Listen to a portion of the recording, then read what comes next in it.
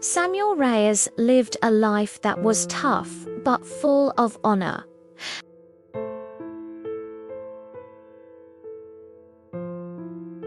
He worked 2 jobs to keep them fed, swinging a hammer on construction sites by day and walking the quiet halls as a security guard by night.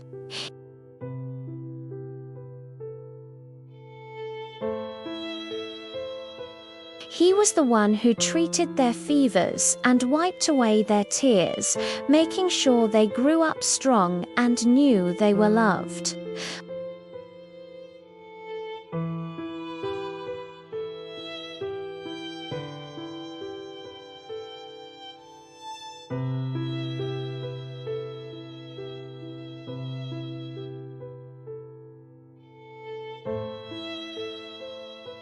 Christmases came and went, with an empty table echoing the hollowness in his heart. Then, one cold December, the impossible happened. Samuel's quiet, worn-out life was turned upside down. He won the lottery, not just a small prize, but $10 million. But instead of celebrating, Samuel broke down and cried. He didn't need the money. He had everything he could ever want, except for the one thing he craved most, the love of his sons. And so, with a heavy heart, he decided to put their hearts to a final test. He called it the Test of Christmas. Samuel sent an invitation to all 5 of his sons, asking for just one thing: to spend Christmas night with him. Just one evening of family time, for old time's sake. The response was a deafening silence. Not a single reply. Not even a simple "Merry Christmas, Dad." Heartbroken but not defeated, he made a new plan. If they wouldn't come to him, he would go to them, one by one.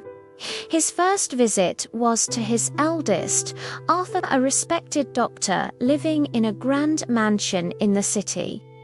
Samuel called, but the phone just rang and rang. He sent a text message. He saw the scene notification, but no reply came. So he went to the house and knocked on the massive wooden door. He could hear voices and laughter from inside, but the door remained shut. He stood there, waiting in the biting cold for an hour, before the truth settled in. He wasn't welcome. He quietly walked away and checked into a small, cheap hotel for the night. The next day, he tried again. Still, no one answered. With a heart heavier than he ever thought possible, Samuel left. Next was his second son, Benjamin, a successful businessman. But Benjamin's success came with a price. He lived under the thumb of his cruel and materialistic wife. When Benjamin opened the door, he managed a weak smile. "Dad, what are you doing here? Come in, come in." But the moment his wife laid eyes on the old man, her face soured. "I am not a caregiver," she snapped, looking at Samuel as if he were dirt on her shoe. "I will not have an old man becoming a burden in this house."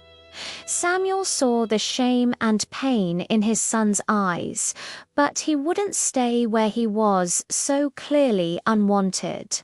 He quietly thanked his son for the brief welcome and left. His third son, Carlos, had found fame and fortune as a painter. He was a millionaire, living a life of art and luxury. Carlos greeted his father at the door, but his welcome was fleeting. "Dad, I'm so busy," he said, glancing at his watch. Every time Samuel tried to start a conversation to reconnect, Carlos would find an excuse to leave the room: a phone call, an urgent email, an idea he had to sketch. Samuel quickly realized the truth. His son wasn't just busy. He was actively avoiding him, probably afraid his old, poor father was there to ask for money. After less than an hour of being treated like a ghost, Samuel left without a word. The fourth son, Daniel, was a famous musician. Samuel went to his high-rise office and asked the secretary if he could see him. Through the sleek glass wall of the office, Samuel could see Daniel clearly. His son had his feet up on the desk, casually watching television. He wasn't busy at all. When the secretary relayed the message that his father was here, Daniel's voice was cold and dismissive. "Tell him I'm busy. I don't have time." Samuel's chest tightened. He had never felt so invisible in his entire life. He turned and walked out of that building without a single look back. Finally, there was only one son left, the youngest, Elijah. He was the forgotten one, the only son who was struggling. A frustrated lawyer who could never pass the bar exam, Elijah was drowning in debt and living in a tiny, cramped apartment. When he opened the door and saw his father standing there, his face lit up. "Dad, you came. Oh, come in, please." Elijah threw his arms around his father and hugged him tightly, his eyes welling up with tears. Despite having so little, Elijah gave his father everything. He cooked him a warm meal, he prepared a clean bed, and he even gave Samuel his own blanket to make sure he was comfortable. Then he did something incredible. Elijah surprised his father with tickets to a live basketball game at the Staples Center, a dream his father had always talked about. What Samuel didn't know was that to afford those tickets, Elijah had taken out another loan from the bank. He had absolutely nothing, yet he gave his father everything he had. And for the first time that Christmas season, Samuel felt truly, deeply loved. Samuel ended up staying with Elijah for weeks. One evening, Elijah apologized for not visiting more often. "It wasn't because I didn't want to see you, Dad," he explained, his voice thick with emotion. "I just... I didn't want you to see me failing." Hearing this, Samuel pulled his son into a tight embrace, tears streaming down his own face. In that single, honest moment, his decision became crystal clear. He called his lawyer and rewrote his will. Months later, Samuel passed away peacefully at home. Elijah was right there, holding his hand until the very end. When the 5 sons gathered for the reading of the will, the 4 older brothers were calm, almost smug. They assumed they knew how this would go. Elijah was the failure. He had nothing. They were the successful ones. The inheritance would surely be divided among them. But then the lawyer cleared his throat and revealed the truth. "Your father, Samuel Reyes, recently won over $10 million in the state lottery." The 4 brothers gasped, their eyes wide with disbelief and greed. They leaned forward in their chairs. Then came the final, crushing blow. The entire fortune. The lawyer continued, "All assets and all properties are to be left to the youngest son, Elijah Reyes."